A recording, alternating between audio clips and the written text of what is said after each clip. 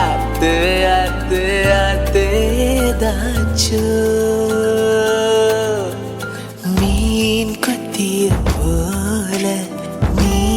கொத்துற ஆள